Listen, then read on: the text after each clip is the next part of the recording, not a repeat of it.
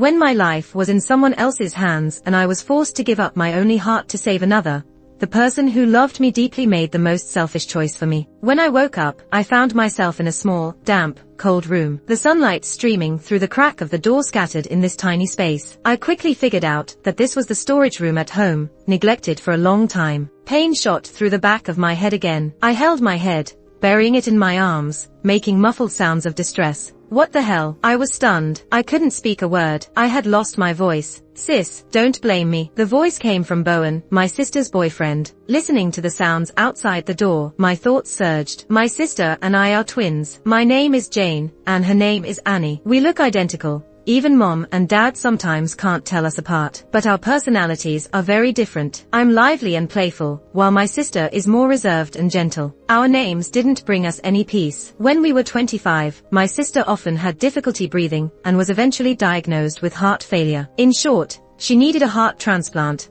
and it had to happen within 6 months. Time was too tight. Finding a suitable heart was extremely difficult, almost impossible. As her twin sister, my heart was definitely a match. My current situation must be because of this. I couldn't say a word. I got up and pounded on the storage room door. There was a pile of stuff outside the storage room. After getting past that pile, there was still a bit of a walk to the doorway. My hoarse cries seemed so weak, muffled by the thick wooden door. Bowen wouldn't hurt my sister, but she also wouldn't stand by and watch me be locked up like this. What does he intend to do? Thump, thump, thump.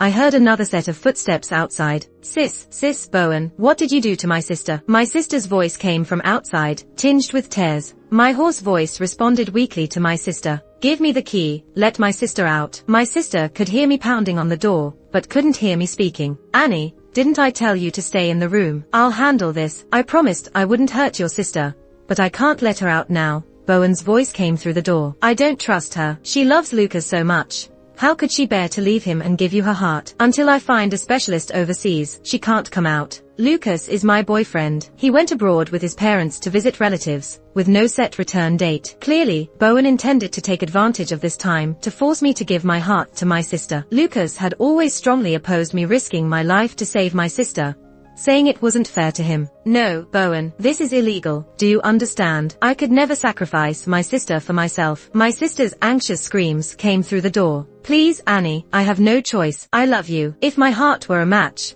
I'd give it to you without hesitation, but it's not. Bowen's muffled cries came from outside. Sis would agree. No, she already agreed. Bowen frantically tried to justify himself, clinging to things I'd said before to ease his guilt. I had indeed agreed. I believed Bowen loved Annie more than his own life. But doesn't he realize this kind of love is criminal? It's become twisted. It seems he planned to lock me up all along. My loss of voice was likely from the blow to the back of my head by Bowen. Before I passed out, my sister had called me to her room, saying she had something to tell me. That call shattered my heart, as if it were a final farewell. My body is failing quickly. I can feel it. It might be very soon. After I'm gone, sis, take care of mom and dad. Bowen, you, forget me, my sister said with tears, forcing a smile at Bowen. No, Annie, please stop saying that. Bowen pleaded, holding his head in pain, his voice cracking with sobs. My heart ached, tears flowing uncontrollably. Sis, please. Bowen fell to his knees in front of me. Your sisters, your hearts are a match. Sis, you can't bear to watch Annie die, can you? Bowen's desperate cries proved his love for my sister. I was overwhelmed with emotions. I love my sister. If Lucas hadn't come into the picture, I'd be more willing to give my heart to her. But Lucas did come. I love him so much that I'd give my life for him, and he felt the same. If I died, I thought bitterly, he'd go insane. Torn between family and love, tears streamed down my face. You're right. Annie's my beloved sister. How could I bear to see her die? I'm willing to give my heart to Annie. Sorry, I chose family. No, I won't allow it. My sister cried, tears streaming and emotions flashing indescribably in her eyes. But I didn't catch those emotions. It seemed like my imagination. It settled then. Tomorrow, I'll go visit mom and dad at the hospital. When I return, we'll coordinate with the hospital. Tears flowing, I decided to let my sister live for me. I slowly stood up, walked to the door, and was about to open it. Then I heard a voice behind me. Sorry, sis. I still don't trust you. A sharp pain on the back of my head.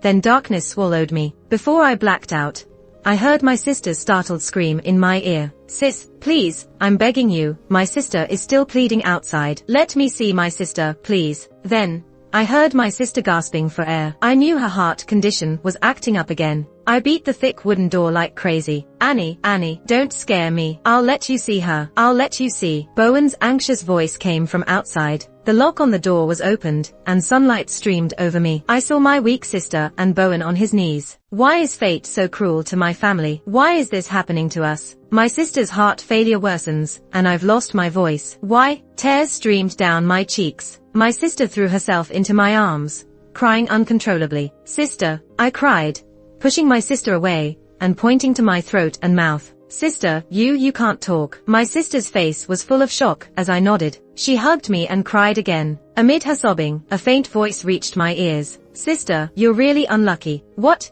do you mean? My hand stiffened on my sister's shoulder as I stared at her in disbelief. She suddenly fainted. Bowen quickly picked her up and left the storage room. Of course, he locked the door again on his way out. I stayed there, stunned, pondering what my sister had just said. Unlucky. What does that mean? Roughly 2 hours later, Bowen returned and spoke to me from outside the door. I'm sorry, sister. We need to hurry with the heart stuff. It's for Annie's sake. You don't want anything bad to happen to her, right? You can't talk because your head got hit, but you'll recover soon. After saying this, I heard his footsteps retreating, Bowen leaving. Of course, I didn't want anything bad to happen to Annie, but the words she whispered while hugging me, those weren't like her at all. What did she mean? And why did she lower her voice so Bowen wouldn't hear? What is Annie hiding from us? In my current state, unable to leave or speak, what can I do? Around evening, I heard footsteps outside again, followed by the sound of locks being opened. It was Annie at the door, holding a phone for light. In the phone's glow, I saw an unclear expression on Annie's face. Sister, I can't let you go. Bowen is watching outside. She crouched down and smiled slightly, whispering in my ear. Besides, I don't want you to go. Do you want to know why? What? Does she mean what I think she means? I pointed to my throat and Annie, demanding that she explain herself. Sister, I long for your heart. I'm not afraid of dying. I'm doing this for Lucas. Annie's words shocked me to the core. For Lucas. From the first moment I saw him, I fell in love with Lucas. And you know what? I met him before you did. Even if I couldn't speak, I desperately wanted to understand. Annie sat down beside me, lost in her memories. I love him. I want to have him. I pointed outside. What about Bowen? You've been in love with him for 2 years. She understood my meaning, her eyes showing a brief moment of guilt. I'm sorry, and thank you. After 5 days in the storage room, I was at death's door. Bowen and my sister never brought me food, only around 200 milliliters of water each day to keep me alive. I was starving and weak, unable to even lift my arm without effort. Sister, 2 more days, and it'll start. Bowen's voice came from outside the door. Of course, he was referring to the surgery to give my sister a new heart. A man willing to break the law for love. I let out a faint laugh. If it truly ends like this, I'm at peace with it for my sister's sake, because Annie is my little sister. By the 8th day,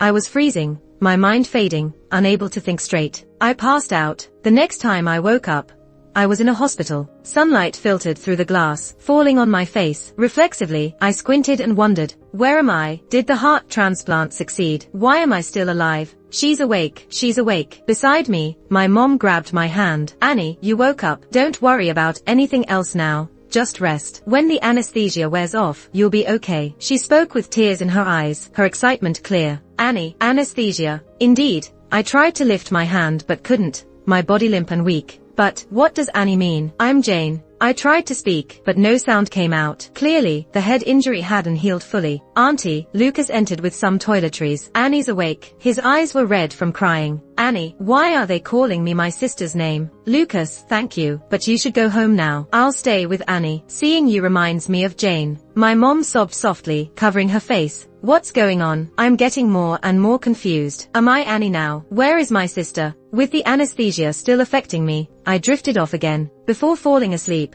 I thought I heard Lucas say, Auntie, don't worry. Since Jane is gone and Annie has her heart, I'll cover Annie's recovery expenses, just. His later words were lost as I fell into a deep sleep. I was too exhausted to think about their words, my eyelids drooping as I passed out. When I woke up again, it had been 2 days. My chest ached slightly, a respirator over my nose and mouth. I opened my eyes to see 4 fluids dripping into my body. I urgently wanted to know the truth. Why did I end up with the transplant? Where is my sister? Annie, you're awake. Finally, the anesthesia has worn off, so you're probably feeling uncomfortable. Rest well, and you'll be discharged soon. Mom stayed by my side. I saw Dad sitting on the couch, with his leg in a cast. But this time, I didn't see Lucas. I gestured urgently. Phone. I need my phone. I need to type. I can't speak right now. I need to find out what's going on. Mom and Dad didn't understand my gestures, and quickly put my hand down, telling me to rest first. Reluctantly, I accepted that I had to recuperate, and would ask questions when I could move. However, why did a healthy me get a heart transplant? And where is my sister? Why haven't I seen her? A terrifying thought crossed my mind. Did I get my sister's heart? Does my family think I'm her? But that's impossible. No matter what, my parents can tell us apart. And wasn't Bowen the one who arranged everything? Why am I the one in the hospital now? The puzzle kept growing, but one thing was clear. No one can live without a heart. So where is my sister? 3 more days passed and I could almost move my arm. Although my chest still hurt, it was likely due to the heart transplant healing. I gave my heart to my sister, and I didn't die. I considered another possibility. Our hearts were swapped, but something happened to my sister, and I survived with her heart. No, that doesn't make sense. How could my family confuse us? Did my soul transfer to my sister's body? One day, I was thinking about all this while Mom went to get water. No matter how I gestured, she never understood me, just kept telling me to rest and avoiding eye contact. If they think I'm my sister, why hasn't Bowen come to see me? Where is he? The door opened and Lucas walked in with a bag of fruit. Annie, you look better than a few days ago. Lucas smiled warmly at me, his eyes showing relief, but the look quickly disappeared. I stared at my boyfriend, feeling mixed emotions. I'm your girlfriend. I raised my hand, pointing at his pocket. The hint was clear. I wanted his phone. Huh, you want my phone? Lucas frowned. I blinked hard. This was all I could do now. Even though I could move my arm, I was still too weak for more strenuous actions. Lucas handed me his phone. I slowly typed in the password, 940808, my birthday. Lucas looked surprised, then understanding dawned on him. He seemed to remember something. I opened the Notes app and typed, I am Jane. What? Lucas's eyes widened. What do you mean? I typed Simba next. Simba was our secret code. One time, I asked Lucas what his favorite cartoon was. He was embarrassed and wouldn't tell me at first. After a lot of coaxing, he finally whispered in my ear, I've watched Lion King Simba countless times since I was little. I laughed at him then. Later, whenever we argued, I would call him Simba to make him smile and end the fight. Though Annie and I shared many stories, I never told her this private nickname. Lucas's eyes changed, understanding dawning. No, you're Annie. You're Annie. Lucas snatched the phone and walked out quickly. What's going on? Doesn't he recognize his girlfriend? Or is there something I don't know about? What's wrong? Mom asked as she came in with water. Why did Lucas leave in such a hurry? I blinked at her, making muffled sounds. Forget it. You're not fully recovered yet. Can't speak, Mom sighed. And you hit the back of your head too. Why do I have such bad luck? Looks like today's not the day for answers. I planned to wait and see. After about 20 days, the hospital did a full body check on me and said I was recovering well. I could go home, but had to avoid stress, physical labor, and shocks. Dad and I were discharged together, and Lucas drove us home. Still no sign of my sister or Bowen. After resting at home for 2 days, I was thrilled to find I could make short sounds, a few words at a time. The head injuries after effects were fading. Mom, I looked at her as she cooked. I need to talk to you. She paused but continued cooking. Go ahead. Where is my sister? Mom was obviously startled. The vegetables in her hand fell to the floor, scattering everywhere. Annie, come here. Let's sit down in the living room and talk. Mom came over and took my hand. Annie, you are Annie. I know it's hard to accept that you have your sister's heart, but it is what it is now. Remember, Mom only has you now. Her tears fell as she spoke, choking on her words. No, I shook my head. You know who I am. You wouldn't mistake your own daughter. Mom couldn't hold it in anymore and started crying. You are Annie, my Annie. This is not your fault. You've done well. It was Bowen who killed your sister.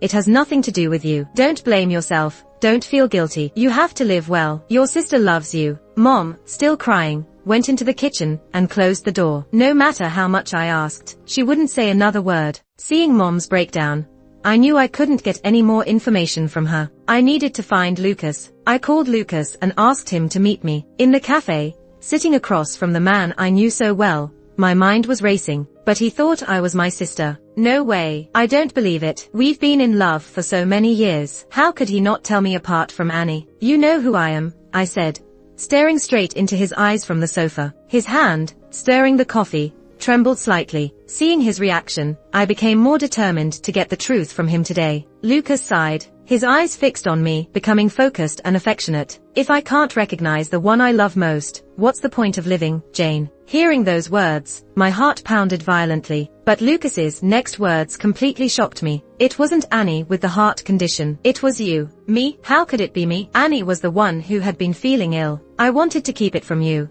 but just seeing you alive is enough for me. I would rather never acknowledge our connection and just watch you live. But I couldn't ignore my love for you. How could I pretend not to know you? What do you mean? I asked, trembling all over. It turned out I was the one with the heart condition. 2 years ago, Lucas and I were deeply in love, still in college. One day, there was a full-body checkup at school. Lucas went to pick up the results 2 days later. I was diagnosed with congenital heart failure. Maybe it was fate's mercy that I hadn't had any serious issues all these years, so I had no idea about my condition. But now, the symptoms were starting to show. No wonder. I often felt chest tightness, especially after my sister's heart failure diagnosis. I thought it was just because I was too sad. Turns out, the symptoms were mine all along, just ignored. The doctor told Lucas I needed a heart transplant within 2 years, or I would face death. Lucas was devastated by the news. He took me to several big city hospitals for further checks. That explains why Lucas said we were going on trips to several provincial capitals, but always needed hospital visits. Now I understand. Lucas disguised our hospital visits as trips, taking me to several well-known cities. Every couple of days, he'd say he felt unwell and needed a full checkup, insisting I come too, under the pretense of sharing both joy and hardship. But all the results were the same. During that time, I only cared about Lucas's results. Seeing him healthy reassured me. I never paid attention to mine. Lucas hid my results from me. If I had known earlier. If only. What about my sister? I asked urgently. Annie. Lucas squeezed his forehead hard. Jane, if I'm not there, can you take care of yourself, please? Lucas suddenly changed the subject, pleadingly looking at me. I had a bad feeling. Okay, tell me first. I took a deep breath, knowing what I would hear next was not going to be pleasant. Annie didn't have a heart condition, but I did. The time for my transplant was running out. 1.5 years had already passed. Lucas was desperate and searched for a suitable heart, but found nothing. Eventually, Lucas had a bold idea. Being my boyfriend, he often visited my home and was familiar with my sister and parents. It would be easy for him to do something. Lucas contacted a relative working at a hospital and found out which medications could cause pseudo-heart failure. Then he switched my sister's vitamins with those meds. Over time, my sister started feeling unwell. When she went for a checkup, Lucas introduced her to an expert, rigging the lab results and swapping mine with hers. He even found someone to pose as a doctor, telling us Annie had only 6 months left and needed a heart transplant urgently. And then, you made Annie think she had a heart condition. But how could you convince her to give me her heart? Even if others couldn't tell us apart, Mom and Dad could. They wouldn't let me replace Annie. How did you know one of us would give our heart to the other? I stared into Lucas's increasingly unfamiliar eyes, feeling more and more distant from the man in front of me. How much had he hidden from me? Sure, it was really absurd. At first,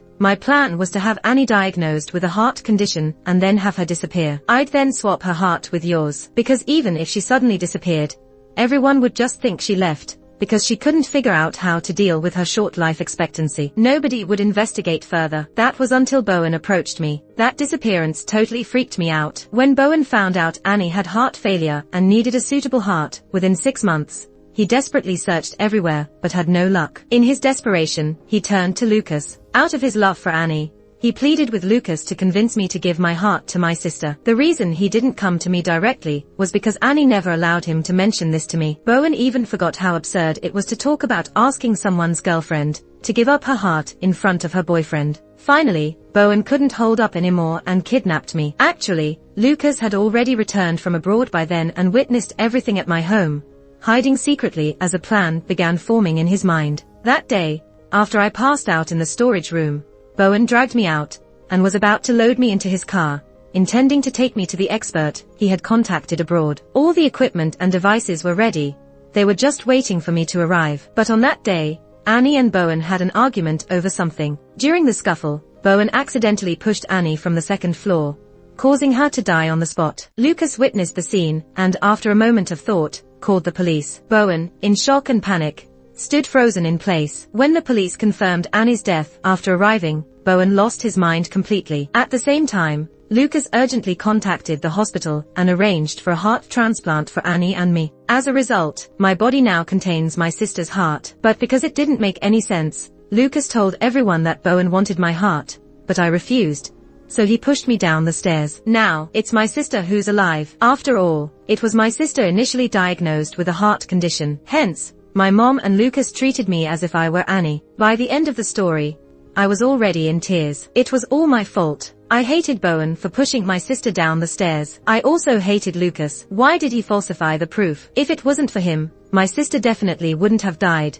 She would still be with the one she loves. I hated myself even more. I lived using my sister's heart. What's the difference between this and an eye for an eye? Let's break up and never see each other again, I said, tears streaming down my face, my heart shattered. All right, Lucas said after a moment of silence. I understand that as soon as I confessed, we could never be together again. I've made an unforgivable mistake. If the law punishes me, will you forgive me? Lucas lowered his head, full of guilt. I understand it was all for me, and I really hate myself. Although I love you, you indirectly caused the death of my sister. I can't forgive you, especially since I now have Annie's heart. Okay, I understand, Lucas said, standing up. He looked at me deeply and then walked out of the cafe. I sat there blankly for the entire afternoon, as if I had to shed all my tears. During that time, I considered suicide, but when I thought of my parents, I lacked the courage. Bearing my sister's heart, how should I continue to live? Half a month later, I received a call from Lucas's mother saying that Lucas had disappeared. They had reported it, but there was no news. I no longer wanted to know anything about him. 2 months later, I went to the mountains to teach. The children here are simple and kind, and I instantly loved this place. The hills covered with flowers, the lush grass, and the fresh air. During this time, my sister's heart in my body showed no signs of rejection. After all, we were twins. Smelling the fragrance of flowers, children happily surrounded me. I returned to the city to tell my parents about my decision to settle in the mountains,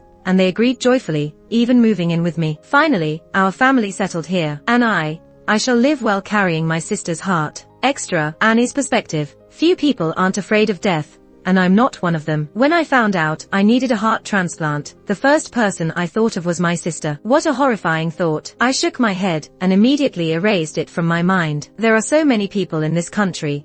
I can find one slowly. After all, I still had 6 months. 6 months, Bowen came to my house daily, crying all the time.